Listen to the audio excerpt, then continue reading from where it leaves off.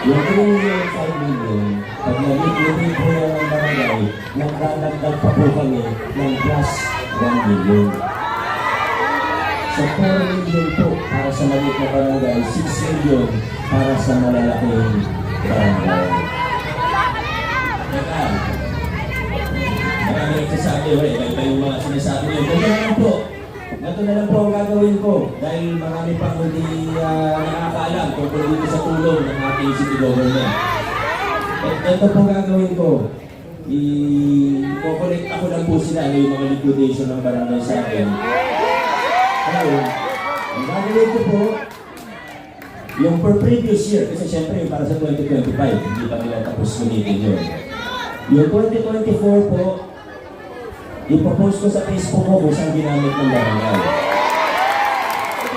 Ito lang pakiusap ko. Kasi 2024 ipopost mo na para hindi lang. Ito lang pakiusap ko. Tingnan po natin ang maigi. Huwag natin husgahan kagad. Okay lang po ba yun? Hindi porque kaaway natin o nasa kapilang papo, tayo husgahan kagad. Tingnan natin ang maigi. Suriin natin, tingnan natin. Pag sinabing ganitong project, baka naman din ganitong project talaga. Hindi nyo lang nabalitaan, pwede nyo silipin, pwede nyo tingnan.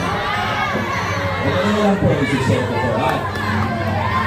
Pero babalik po ako sa punto ko.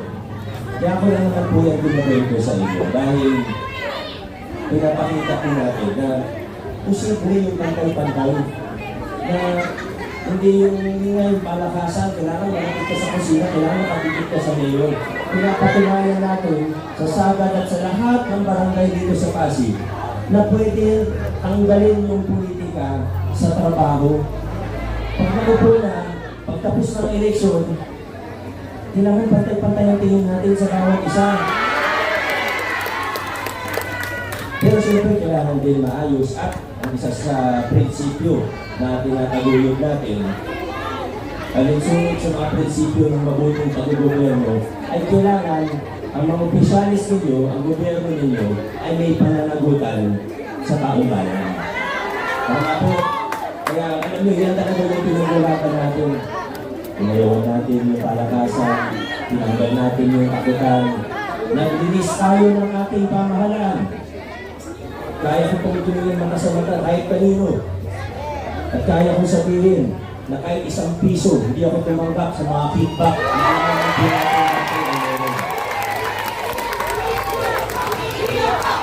lalo na natin yung budget natin. Lalo na natin yung pondo natin. Kasama tayo, nagiging mas efficient ang ating pamahalaan. Kahit kita nyo, hindi tayo nagtaas ng buwis. Nagbababa pa nga tayo ng buwis. Sa totoo lang. Alam niyo po yung mga toda natin. Yan, daming dumadaan na tricycle. Alam niyo po, natoda po kayo, di ba? Walang bayad yung renewal ng franchise natin. Pati yung plaka, wala na pong bayad. Dati, sinacharge pa sila ng 500. Pwede naman natin gawin libre. Yung renewal ng franchise, mas mahal pa. Sari-sari store na maliit. Ang requirement lang namin, magtinda kayo ng iodized salt kasi kailangan ng mga bata yan. Basta may iodized salt, below 250,000 yung gross revenue kada taon. Wala na rin pinatayaran sa business copy. Marami pa pong iba, hindi ko na isa-isayin kasi parang naiinita na po kayo, may pagkakailan. Kaya lang po, kung gusto nyo lang po umuwi, sa inyasan nyo lang ako ha. Ako kayo ha. Kasi mga 4 na oras pa po ito. Huwag na kailangan ng talaga akong ituwin ko sa inyo. Pero minsan lang naman yung pagkakataon na ganito. Dahil sa pag-release po natin ng ating pamahalaan, fast forward, mula kanina, pag-usapan natin 2019, ngayon, nandito na tayo sa 2025. Ang layo na po ng narating natin. Ang dami na natin napagtagumpayan bilang isang luso. At ang maganda pa po dyan, kung matatandaan po natin, 2019, 2022, yung mga accomplishment natin ngayon, kung matatandaan niyo po, hindi namin pinangako yan ng 2019, 2022. Kasi nagsawa na tayo sa pangako ng mga politiko eh. Barangay man, sa city man, hanggang sa national, lagi tayo nakakarinig ng mga pangako. Nanawa na tayo sa pangako natin. Madali naman kasi magsalita eh. Kaya kong ipangako ang langit at lupa sa inyo. Lahat ng imposible, sasabihin ko. Gagawin na, pero ang pasigilo, hindi madaling mabola. Tama po ba? Ang gagawin ng pasigilo. Ang pasigilo mapanuri kasi ang pasigilo matalino, nag-iisip. Hindi porket kayo sinabi, yun na yun. Eh, tinatingnan ng pasigilo, tama ba sinasabi niyan? Totoo ba sinasabi niyan? Posible ba sinasabi niyan? Pasigilo nag-iisip. Pero kami sa giting ng Pasig, hindi man kami mahilig mangako. Ang commitment po namin sa inyo ay basta kung kayang gawin, gagawin na lang po natin. Kaya ngayong 2025, ako po ay nangangako sa inyo. Ako ay nangangako na hindi ako mangangako. Yan. Hindi, sikit po natin. Kanina, nagkukwento si Councilor Kiko. Nakikilala niyo pa naman si Councilor Kiko. Bago yung hairstyle. Ayun, nakwento niya kanina.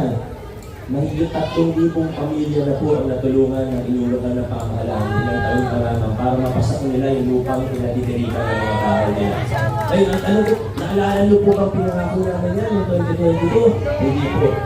Pero, ginawa po natin. Yung kinwento ni Councilor Pao Santiago, local senior pension, sa kasalukuyan, i-expand pa po natin siya para makasama na rin yung mga may maliliit na SS. Noong 2022, pinangako po ba namin yan? Hindi po. Pero nakita natin na kaya nang gawin. Kaya ngayon, ginagawa na po natin. Yung kay Councilor Volta, yung nabanggit kanina sa tricycle po natin, yung mga tulong sa kanila. Pati yung pag-ayos natin ng toro para hindi na kung ano yung huli. Na minsan wala namang pupunta sa terminal kasi may quota sila. Tinanggal natin yun, pinangako ba namin yan 2019, 2022? Hindi po. Pero nakita namin na pwedeng gawin at kayang gawin, ginawa na lang po namin. Ginawa natin. Si Coach Paul, ito nga. Hindi nga nanalo si Coach Paul sinugat eh. Pero nagtrabaho pa rin yung CSO Academy kung saan nabibigyan ng libreng edukasyon at training yung mga CSO para mas makasama sila sa mga budget hearing natin. Pag may City Development Council, makita yung budget para hindi yung kami-kami lang yung nakakaintindi. Hindi yan pinangako ni Coach Paul Senugat noong 2022. Pero nakita na kayang gawin. Ginawa na lang po ni Coach Paul. Yung ginawa ni Consi Simon, nag-file siya ng ordinansa para tayong unang LGU sa Pilipinas na nag-ban ng Pogo. Pinangako namin ng 2022. Hindi po. Pero nakita na pwedeng gawin. May political will tayo. Ginawa na lang po natin. Yung pag-improve ng mga hospital natin, yung pagbukas ng cardiac catheterization lab para pwede na rin gumawa ng angioplasty sa Pasig City. Yung pag-upgrade natin ng PCCH para maging general hospital mula 60 beds. Under renovation na po siya ngayon. 120 beds na po tayo ngayon ng capacity. Chairman Eric Gonzales na tumulong sa atin dyan. Pero matatandaan po ninyo, noong 2022, pinangako po ba yan ni Chairman Eric? Hindi po. Pero nakita na kayang gawin, ginawa na lang po natin. Marami pa po akong pwedeng ikwento, marami pa po tayong pwedeng pag-usapan, pero yun na lang po muna. Kasi kung isa-isahin natin, yung mga nagawa talagang abutin tayo ng ating gabi dito. Kasi nakita po yung schedule pa. May mga kailangan na kumatampuran ng mga sa ibang barangay. Pero yan po ang napakaganda sa nangyari ng 2022. Kasi mula 2019, marami naman tayong napagkagumpayan, maraming improvement, marami tayong nagawa. Pero kung mapapansin po ninyo, mula 2022, mas bumilis pa yung takbo ng ating pamahalaan. Mas gumanda pa yung mga serbisyo. At isa sa pinakamalaking dahilan kung bakit nangyari po ito, ay dahil binigyan niyo po ako ng mga tao na hindi lang sa kakampi, kung hindi mga kasangga po natin na matitibay. Ang vice mayor natin, ngayon pwede natin ipagmalaki. Hindi pala absent, lagi po nandyan, nagtatrabaho, nag-iisip ng mga solusyon. Isang mahusay na tagapangasiwa ng City Council, yan po si Vice Mayor Boto Jaworski. Ang congressman natin, sa totoo, kahit di mo siya panggitin, kilalang kilala niya at nakita niya na po kung ano yung mga kaya niyang gawin, ano yung mga nagawa niya na sa Kongreso, maging dito sa ating lungsod. Napakarami po. Kung sa totoo, kung i-lista po natin yung mga accomplishment ni Corman, naku, hindi po magkakasya dyan sa pamaypay, summary lang po yung nasa pamaypay. Mga 15 pamaypay siguro kung kailangan para magkasa yung pangalan ng mga batas na nasulat po niya. Yan po ang ating Congressman Roman Roque. Ang galing ng pangalan nila ulit, Councilor Eric Gonzalez, Councilor Simon Cantoco, Principal Fernanda, Walta Adelasa, Kiko Ruscha, at si Pao Santiago. Si Consiel Pao, depende sa lakas ng pagbigkas ko ng pangalan niya. Ganun din yung lakas ng paglundag niya. Yan po. Testing po natin. Huwag po natin kalimutan si Councilor Pao Santiago. Nasa po natin na konti. Huwag po natin kalimutan si Councilor Pao Santiago.